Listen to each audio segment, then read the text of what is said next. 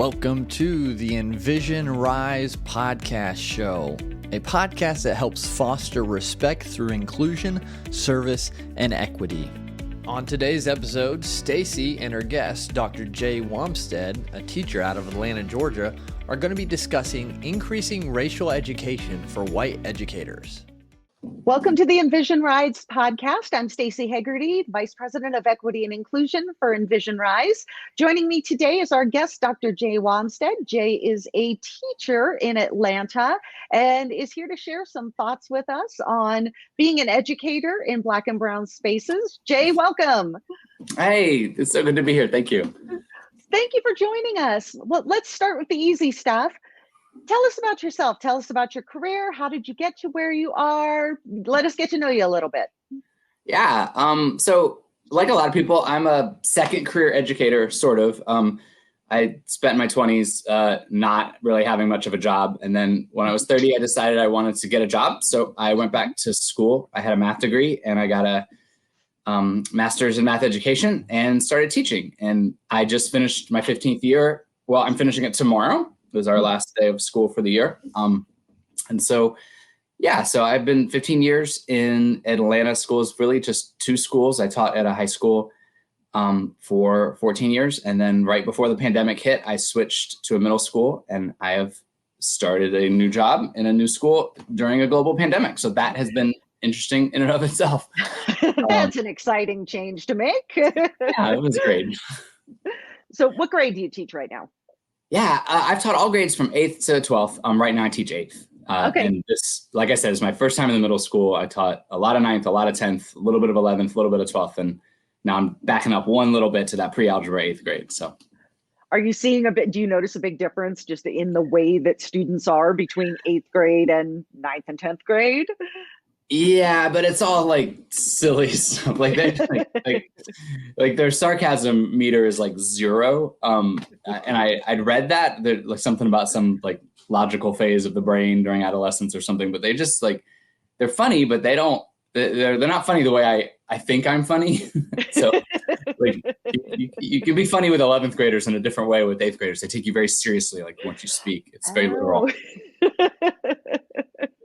So it's been a challenge, and the masks, makes it worse too, because I can't tell if they're really like, are they really talking? Are they listening to me? Like what's going on out there, So.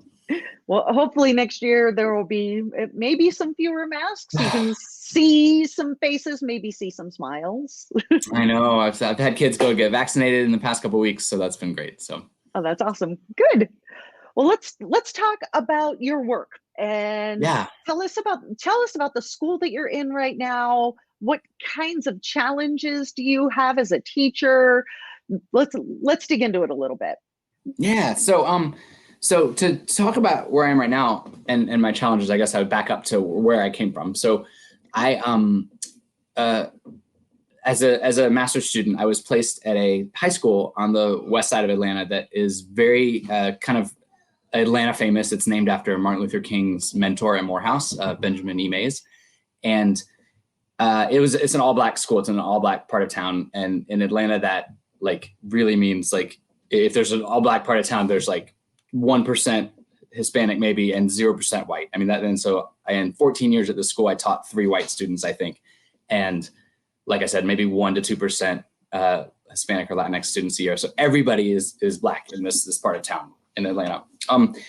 And in Atlanta also, we have a situation where we have a lot of black educators, which is not true around the country. Black educators are underrepresented nationally, but in Atlanta, because of our demographics of the city, they're overrepresented in a wonderful way. So I oftentimes would be one of 3 or 4 white people in the entire building. So there'd be 2,000, 2,200 people between students and staff.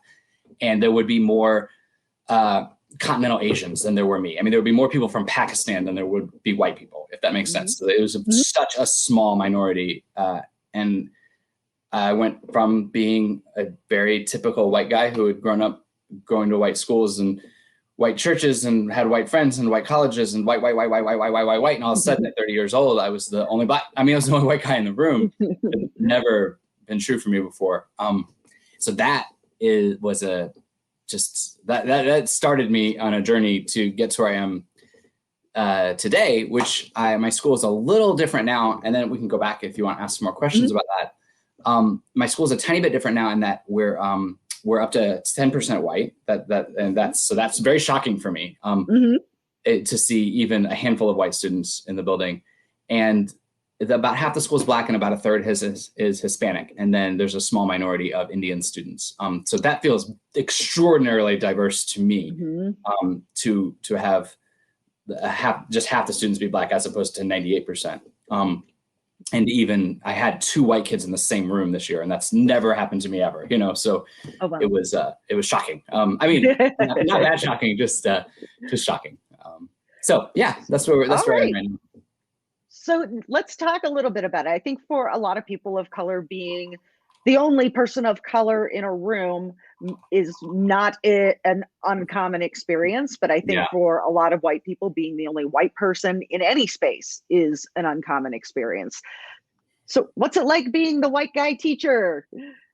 I mean, so it's at first I don't know about you. I can't say what every teacher does. The data would suggest that most white teachers, and I was one of these, enter into places like this, and we say and we act as if we believe that race and color don't matter, and that these are all just children, and I am a human, and we're all humans, and I teach math, or I teach ELA, English Language Arts, I teach science, whatever, and I'm going to give you information, you're going to receive it, and we're all just people.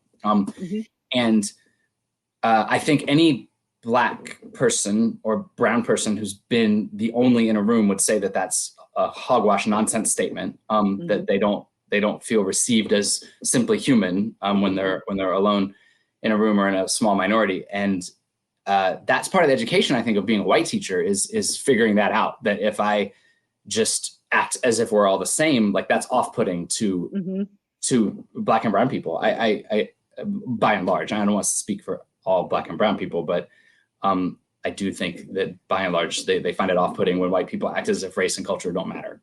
And so having to learn to engage with that as a white educator is hard. It's why a lot of white educators don't last in spaces like where I've come from. We go in for 1 to 3 years and we quit.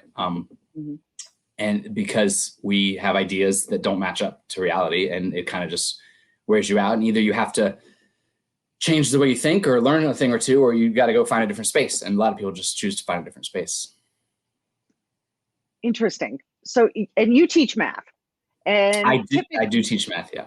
Okay. So typically I sometimes hear people talk about math being a universal language that regardless of race, ethnicity, gender, you name it, that math doesn't take any of that into consideration. And usually the unspoken words behind that sentence are, and nor should it take that into consideration. And correct. You and I talked before, and you've got a different opinion on that. Yeah, and it's certainly not, I'm not alone in it, but it is a minority opinion. And you can get on the, on Twitter and Facebook and the places teachers gather to argue about things. And people talk about, we've got to talk about race in the history classroom. And race matters in the English Language Arts classroom, because these are issues of history and identity and culture and all that. But it has nothing to do with science and math. And if you're a math or science teacher that enters into that space trying to advocate for race and or culture in the math and science class, you can really get heckled and trolled more than I think a history teacher would. Although history teachers are getting it on the nose right now with the CRT. So good for them.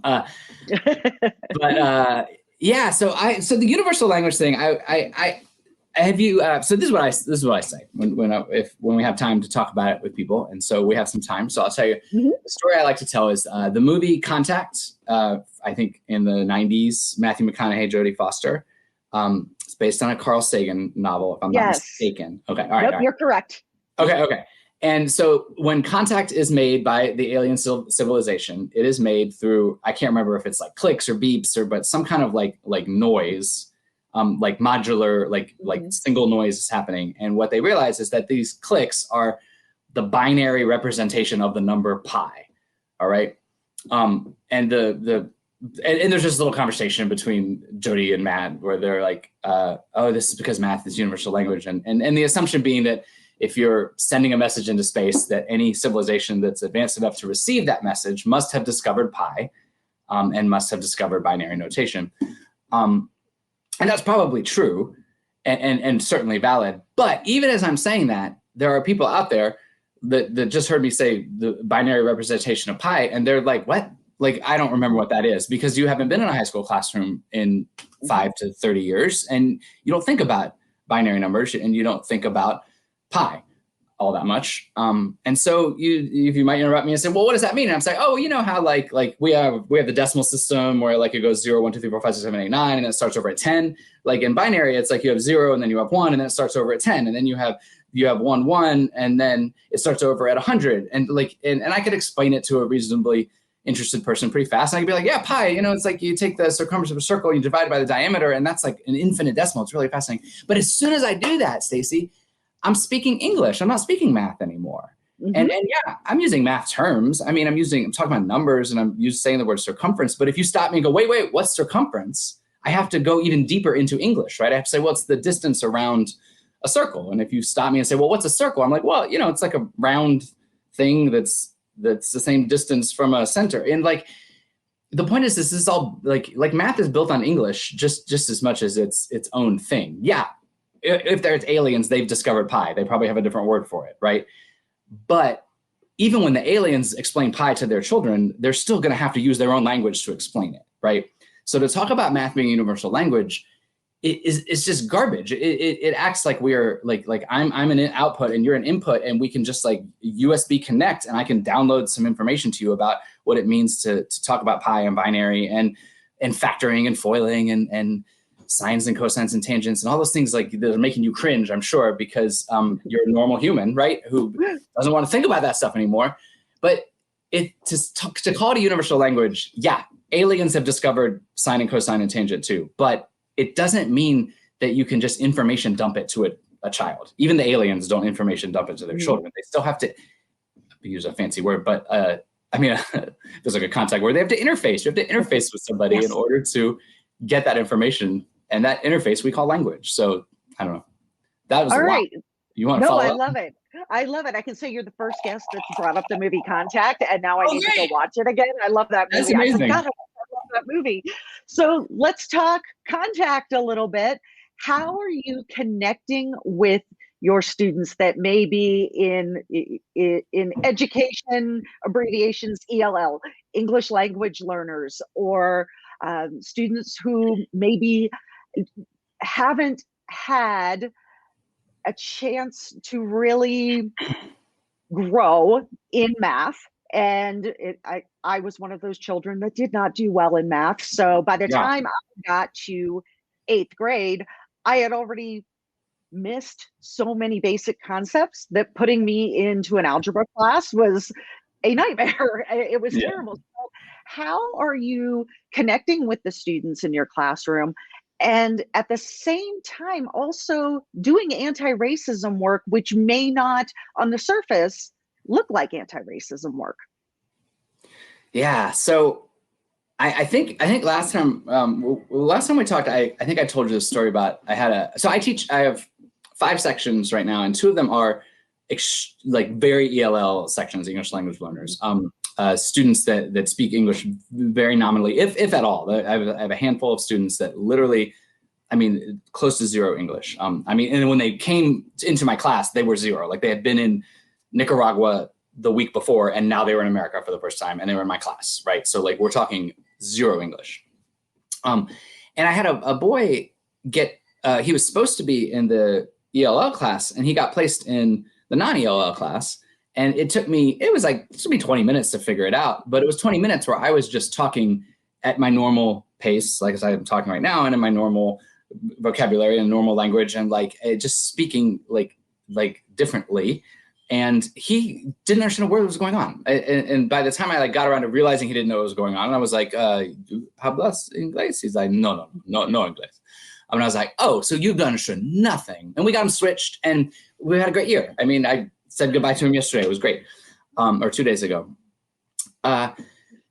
But the thing is, and this is another thing about this universal language. So take this young man is like, it's garbage to talk about math being the universal language. Like he can't just sit in this room where a teacher is speaking a language that he doesn't know and him pick up on the math. That's not going to happen. And we all acknowledge that. So we switched him to another room. In that same room, I have a young man who came from, and I don't remember where, somewhere in Central America. And he came in the middle of the year and he spoke no English.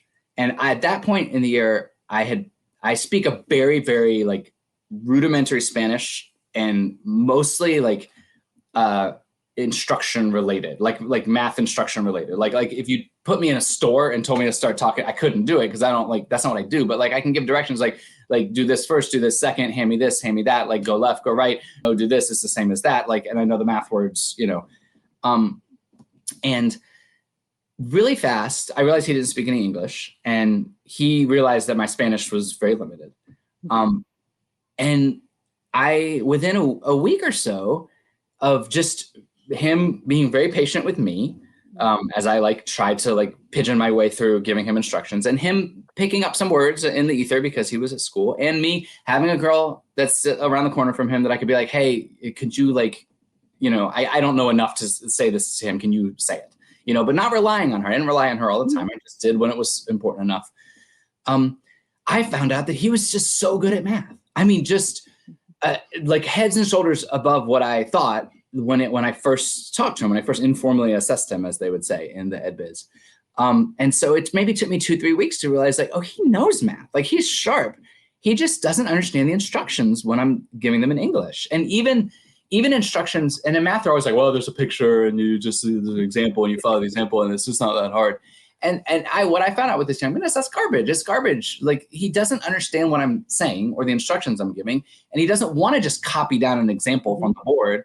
He actually rebelled against that when I was just like, just lo mismo en su papel. And he was like, no, I don't want to just copy that down. He said that to me in Spanish. He's just like, I want to know what's going on. And through some actual like language, right? Like Spanish for the most part, he was able to actually to get math and way more math than I expected. And that to me is another strike against universal language, because the assumption when people talk about that in the math world or the science world, especially in the secondary classroom, what they assume is that we should just be teaching in English and math should be easy because it's all pictures and examples. And this young man who's very bright did not want like the table scraps of pictures and examples. He wanted to understand, but he needed instruction in his own language, or at least to like meet halfway. And he was working on his English at the same time I was working on my Spanish. And that I've like way off the rails on your original question. So I'm gonna stop and let you. That's all right. No, keep going, because I love this because it's really a good illustration of what equity really looks like practically. Yeah. What was so powerful to me is one, realizing that I just assumed he didn't know much math, right? Mm-hmm. And I assumed that because I just like a lot of my room didn't know a lot of math, and he didn't know any English, and he had moved in the middle of the school year, and I just put I fed a lot of presuppositions into my brain and was like, he probably doesn't know a lot of math, and that was wrong, right? And so like score one against literally prejudice. I literally prejudged him, right? Just based on a whole host of like biases that were inhabiting, living rent free in my mind, right? So I prejudged him, and so one, I was wrong about him not knowing a lot of math. He knew plenty. He knew plenty enough to engage with the content. But two, good for this kid that he did not want to settle for. I'm going to use that phrase again because I liked it. He didn't want to settle for table scraps. He didn't want to settle for like, if you copy that down, I'll give you a participation grade. He didn't want a participation grade. He wanted a comprehension grade. And like, good for him. He should, right? But how many students out there, and this is just my own question to myself. How many students out there am I feeding? This is kind of metaphor, but also kind of a real question. How many am I feeding participation grades because they're willing to settle for it, but they deserve comprehension grades, right? They deserve comprehension, not just participation. And that's like obviously the eternal challenge of being an educator in any space. But it's definitely my challenge teaching ELL. I mean, I really like this concept of the table scraps analogy is a good one. And when I think particularly about math, and this is my own literal prejudice against math class because it was mean to me. you feel triggered with me saying all the like sine, cosine, tangent. Yes, yeah. Feeling a little sweaty and uncomfortable. So when students are, a lot of people would not rank math high on their list of favorite classes. And when I think about students who are English language learners or have something else going on that's keeping them from speaking up and saying, wait a minute, I want to learn this, because I think a lot of students, even in undergrad and maybe graduate school, are reluctant to admit to the teacher in the classroom, I don't understand, but I want to.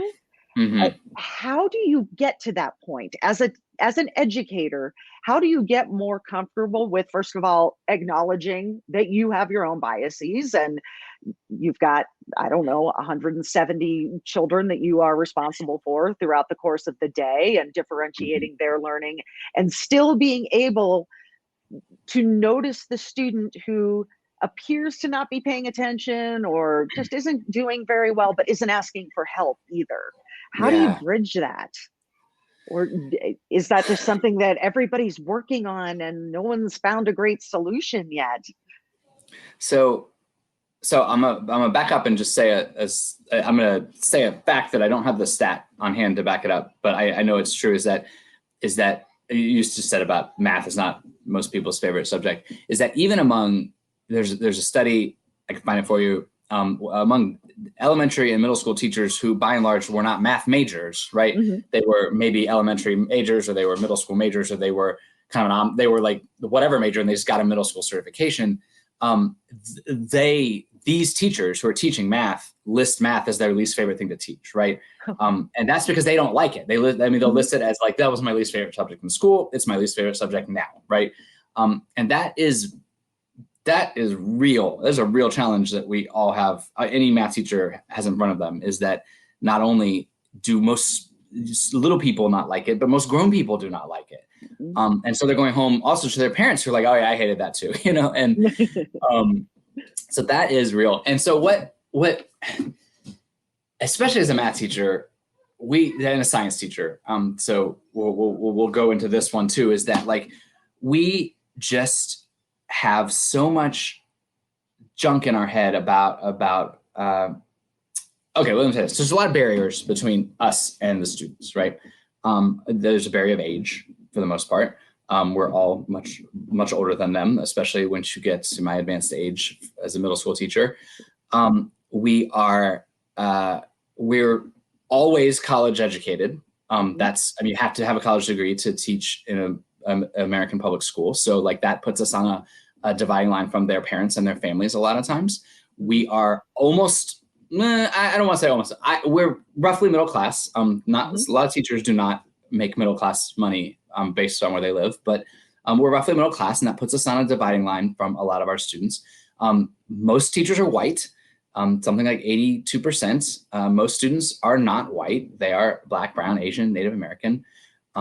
And so that puts us on a dividing line. And so there's this just raft of things that are separating us from these children, right? And even when we say, of course I love children, of course I always want to be a teacher, I've always loved children, and that might be true, but what most teachers mean when they say that is that they loved babysitting when they were growing up, and they loved their little brothers and sisters, and they loved their cousins. And by and large, those brothers and sisters and kids they babysat and cousins, those are all people that looked a lot like them. And they were people that were from the same religion as them for the most part, in the same socioeconomic class and all that. So faced with students that don't match up to our little brothers and cousins from when we were little, like it's not the same thing as just saying I love kids. So now add on to that, as the math and science teacher, you have all the misogyny of men are better at this than women. Boys are better at this than girls. And that's documented from a very young age, that teachers will just live and breathe those stereotypes. And we will, there's some terrible studies about about boys being given grades. I mean, actually being given grades based on potential, and girls just being given grades based on performance. And if the teacher sees a boy is smart and they underperform, they get good grades. And if a teacher sees a girl as smart, but she doesn't perform, then they get a bad grade. Like the boy gets I don't know, grace, I guess is the word. They get grace for just being smart in math and science. And that's like girls, and they start to take that in at a young age. By the time they get to high school, a lot of them are done. I mean, they're truly they've been prejudiced against since they were in kindergarten and before, really, with math and science. And a lot of them are done. And that's yet another problem that we have. And so to answer your question, because that was a long buildup, to answer your question, and it's why I'm so passionate about, and my deal is race, right? I don't know as much about men and women and boys and girls. I do have a 12-year-old daughter and a 10-year-old boy, and I've had some like keen watching them do math moments where I've been like, something's going wrong and I need to fix this, and I don't like the way the girl's talking about math right now, and I don't like the way the boy thinks he's so smart right now, and partly that's probably my fault already at this point, but I know it's statistically it's also their school's fault, right? But it's also, I'll take it in the chin too. But that's not my expertise. My expertise is race. And if I can be said to have an expertise, but it's why I'm so passionate about it, because I cannot understand, to go back to your original question of what do you do when you're standing in front of a group of children, and we'll just say there's 30 for a round number, and maybe 20 of them are working well and doing okay, and 5 of them are working ahead of schedule and doing great, and 3 of them are at a meeting and they're not there that day, and 1 of them is asleep because they were up too late last night, but 1 of them's working hard and just not getting it, right? What do you do as a teacher with that? And then to add on all those layers of everything else I said, well, what if you're white and that student's black? And what if you're a man and that student is a woman? And what if you're straight and that student is LGBTQ? And what if you're middle class and that student lives in poverty? And all those things are just obstacles between us and that student that is struggling. And what we do as teachers is and especially the classroom's hard. It's chaotic. It's busy, and you make fast micro lightning decisions. And in general, when we make fast lightning micro decisions, we make poor biased decisions. And it's how to even bring up something that we don't need to talk about probably too long, but it's how we're in this mess with the police. It's is fast decisions usually go badly. And that's true for anything. You don't have to have a weapon to know that's true in your life. And so when that one student who needs my help isn't like me, I make a quick decision to go work with the student that is like me, the straight white boy. And I've never actually taught a lot of white boys, but I can imagine a teacher doing this. But I might go to the straight black boy instead of the gay black girl, right? Because I go to where we're human and we're like water, and we go downhill and we go where's easiest, right? And if I only have this amount of brain space and time, I'm going to just default to going to what's easier for me. And that is the challenge before us as educators, I think, is to unlearn that easy behavior and to learn how to learn how to know and love and respect all those children out there, not just the ones that remind you of you, right? But also the ones that don't remind you of you at all, but they're still little humans in your care. Because if we can learn how to love and respect them and all of them, then we can then start educating them with something approaching equity, because we won't be making fast decisions to ignore them. Again, I said so much. Yes, and there's so much I want to talk about with this, and we need more time. And what I'm hearing a lot, and I hear it a lot from the teachers in my own life, is that we've been for a long time at a crisis in public education, in particular in the United States. And even if you were just looking at a class of children who were like you in a lot of ways, you would still be extremely taxed to be Yeah. able to connect and differentiate learning in that way. So when I'm thinking of the 82% of K through 12 teachers are white. And we have also reached the point in US public education where the students are now majority minority. I think we hit that in like 2014, somewhere in there. So we have this high percentage of white teachers. Likely high percentage are women, especially if you're looking at elementary and even into middle school, high school. I think that switches a little, but not, I don't know that men are the majority in secondary ed. So as we're seeing not enough people from underrepresented communities in educator roles in the classroom, that means we need to do something different with white teachers. So here we are. Last day of school for you is tomorrow. The reason that we even met is because I was reading some of your Dear White Teacher blogs, and I think there's a lot of really good information there. I saw your TED Talks.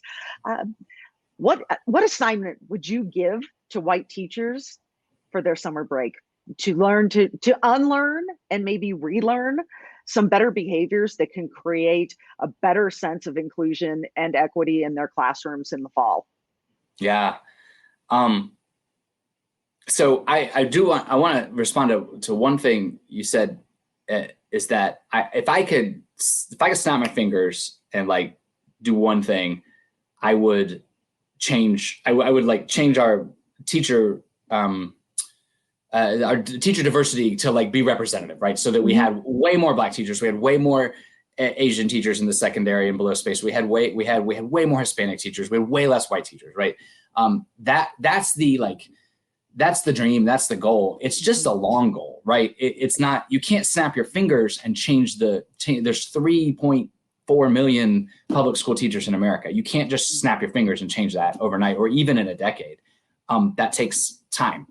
And that's, so that's not really my long-term vision. That's more of a College of Ed, that space people. I'm more like, we got to deal with white teachers, right? That's something we can do now, right?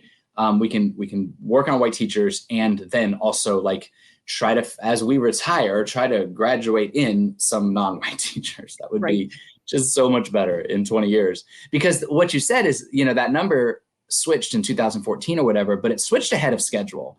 They were not, I can't remember by how much, but it was a couple years ahead of schedule, and it's still rising. The number of white students in public schools shrinks every year, and the number of white teachers stays exactly the same. It has not budged since I've been researching this or looking at it.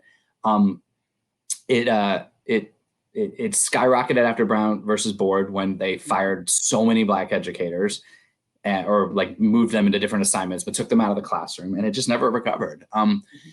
So what would I tell the white teacher to do? So I've been thinking a lot about this past couple of days, actually. I am in my mind working on an essay, a piece about like homework, because I think about last summer, and so it was just about a year ago a little over a year ago that George Floyd was murdered, right? And then we had a couple of days, and it was this weekend that the riots kind of broke out, especially in Atlanta. I can't speak to when they broke out around the entire country, but I know it was Memorial Day weekend last year, and so many white teachers were caught. White people were caught unprepared, right? Like they were shocked, they were surprised, they were chagrined, they were, what's going on? Like can't we all just get along? And then they maybe took the time to watch the video, like read some stuff, like looking, and they're like, oh, this is terrible, and what can we do? And we kind of spent June as white people, like collectively, like wringing our hands and being like, oh, what are we gonna do? What are we gonna do? What are we gonna do? And I think there was a lot of good in that, but to put it, I guess a fine point on it is that energy just kind of dissipated, right? For a lot of people. And it kind of came to a head after the Derek Chauvin verdict, where he was declared guilty, justly declared guilty. And then it almost felt this like collective sigh of relief from like white America. It's like, We made it. We did it. We went from like we fixed it. We're better now. We went from the crime to the verdict in just 10 months, and like, look, it's good. And in the in the process, like Trump's gone, the insurrection happened, it didn't work. Like Biden's in, I don't have to like Google the president's name every 3 minutes. Like everything's better. And I was thinking to myself, like that's the kind, like we need last year's energy, but without last year's crisis. I guess that's what I've been thinking I say that like it's novel. Like lots of people like think that and say that. But that struck me is that like last year it took a terrible, terrible murder and a like national like protest to give white people energy. And how beautiful would it be if we could like push that energy without needing like a crisis, without needing protests, without needing to be like basically like have our arms twisted behind our back and forced to look at it. So what would I do? What would my homework assignment be? My homework assignment is always first to learn more. And before you go off and try to do something, I always want people to learn. And I've too often sat with somebody who's read half a book or 2/3 of an essay, and they're like, well, what are we going to do? Like, what am I going to do? And there was a lot of that last May of people I love and respect, and then people I didn't know but just would see around the space, and they're just like, well, what are we going to do about this? And it's like, you should go learn about this first. And so that would be my homework assignment to anybody that like that didn't take didn't if you only read White Fragility last summer, like let's read some more books. And if you don't want to read books, like you can go read posts by these Black authors that like Carol Anderson, and I'm going to butcher the name, but Ijima Alua and Manietto Lodge. And you can go read Michael Eric Dyson's like corpus of work, and you can go read Cornel West's corpus of work, and you can read Bell Hooks, and you can read Daniel Tatum, and you can read all these books by Black people. You don't have to read all the books, but like you should read a couple. And then I think if I can just, then I'll give you a chance to say, I think when white people learn, we often we still want to go straight to action, right? And I don't like that step. That leads to white saviorism to me, where we know a little bit, or maybe we know a lot. And I've been there where I've known a lot, and I've been like, well, it's a very colonialist mindset to have knowledge and then be like, well, now I will bring my intelligence to bear and fix the problem, right? But in between learning and action, I like this step, and I took this word from Michael Eric Dyson. I like this step of lamenting, and that would be my homework assignment to white people, is to like once you're learning, or even concurrent to learning, is to try to figure out like what this has to do with you, with me. I'm saying that to me, like I recently did a deep dive on my grandparents and the kind of the built-in racism of the New Deal and the GI Bill and the Army, and they were both Army veterans, and just my grandfathers were both Army veterans, and how that racism like aided my very white grandparents, who both were born in abject poverty. All four of my grandparents are very poor.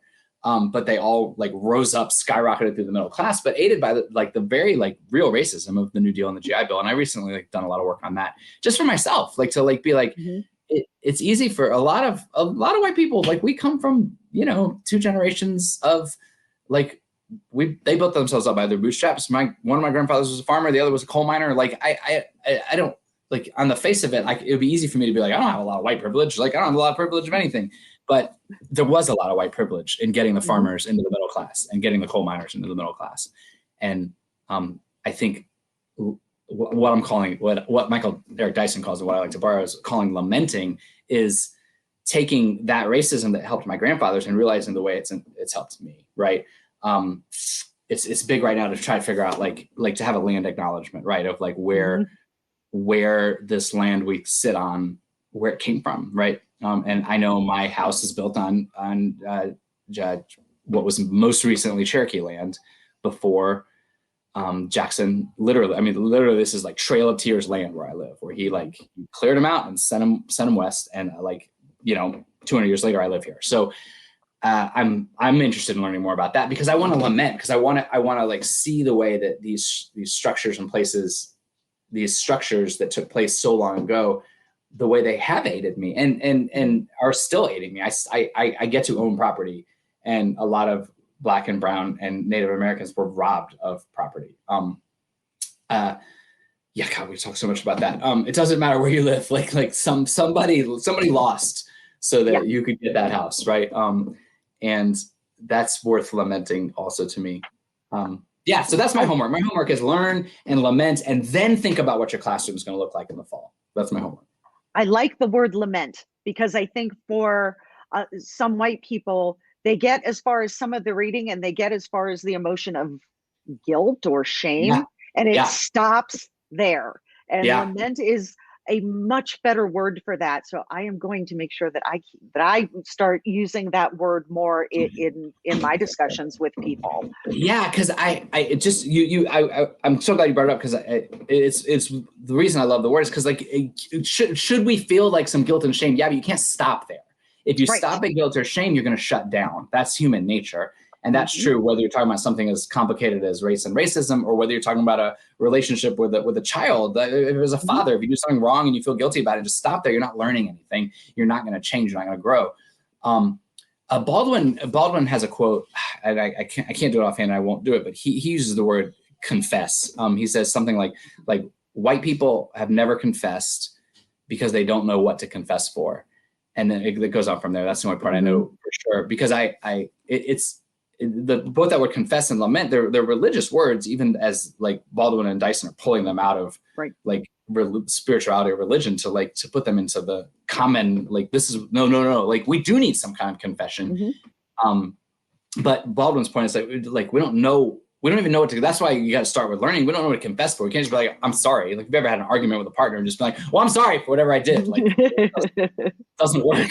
That doesn't solve the problem. It does not fix much. No. Even my children, they're only 8. If I try to apologize to my 8-year-old and he's like, he knows if it's, I'm just like, hey, I'm sorry you're having a bad day. It's like, well, what did you do to make me have? And he's like,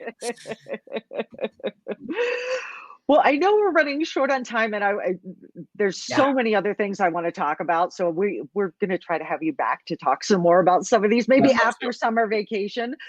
But I think the other piece is that you're a parent and an educator, and we know that conversations about racism are not necessarily happening in white homes. We know they are happening in homes of Black and brown children.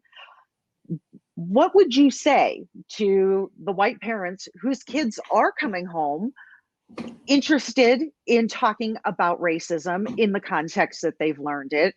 And, maybe hopefully our books that the kids are being assigned during the year are looking more like the population and not, the reading list I had growing up. How can parents begin to open up this conversation and not shut it down, because it doesn't help children to go home and start talking about these things that might make them a little uncomfortable and have their parents say, nope, we're going to shut that down. We're colorblind here. We're done. That's all you need to know. Yeah. Any thoughts for parents? Yeah. Well, and I'm glad you brought up that word colorblind. I don't know that we'd said it yet. I was recently reading a book. I actually have it on my lap just in case this came up. But this is a great book. You should read this summer. You could read this book. It's this one, you mean? Yeah, that book. Yeah. So it's Eberhardt, I guess is how you say it. So Eberhardt, I'll just read the little, like, the quote that like so struck me. Oh, come on. Don't do this. Okay, here. This struck me as a father. And a white father. She wrote, under normal circumstances, for many white parents, the instinct is to show your child that race doesn't matter by not talking about it. And this is the part I underlined, is being colorblind is what it means to be a good parent. It's a sign of tolerance and a panoply of all the right virtues. But for most Black parents, the instinct is to do the opposite. And I think, and I'm not trying to throw my parents under the bus, but I think many white people our age, Stacy, if I can lump you in with this aging middle-aged person,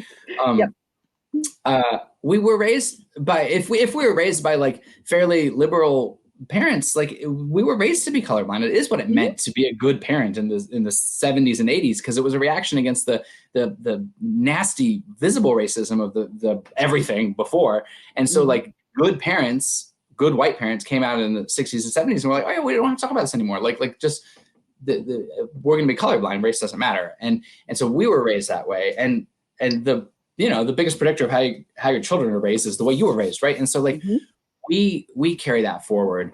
But now we're in a space where, when you and I were kids, we didn't have the access to the wider world the way our children do these days. Right. I mean, like forget, just computers, cell phones, like smartphones, even, all we had was cable, right? I mean, if we were lucky, not everyone had cable even. So our kids are getting better information. They're getting better diversity. They're in a school environment that isn't kind of royal about how to address these.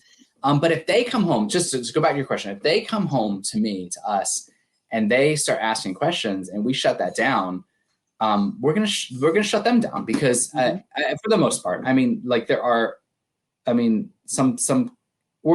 gonna shut them down, or we're gonna teach them that it's something shameful and something that we shouldn't actually be talking about, or we're gonna create a cognitive dissonance so that like, oh, my teacher likes this, my parents don't, I'm not gonna think about it anymore.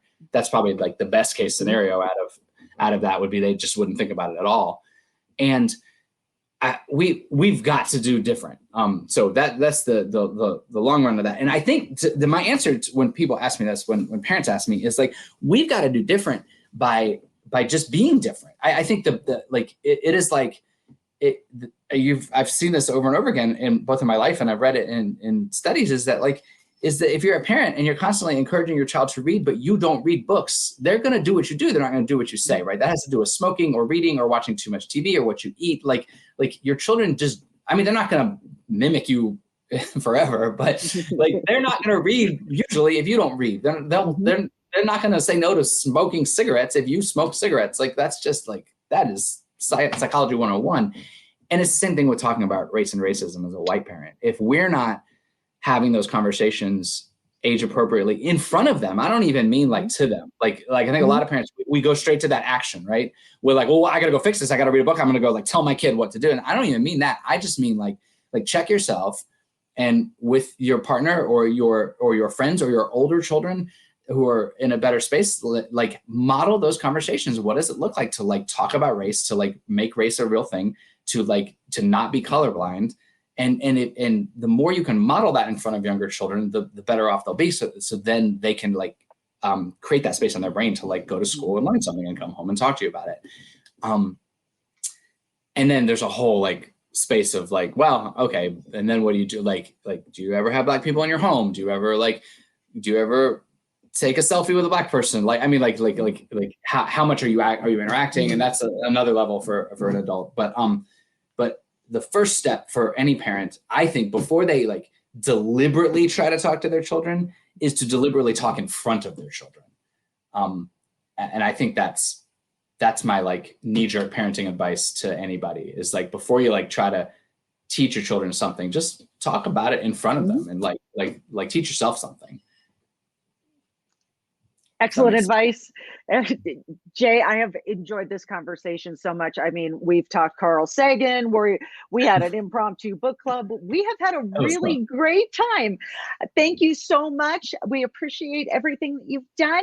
If anyone needs more information on Envision Rise, you can find us at envisionrise.com. You can also find our podcast there and on all of the streaming services. Thanks so much, Jay. Have a wonderful summer vacation. Thanks so much, Stacey. I appreciate the time. It was so much fun.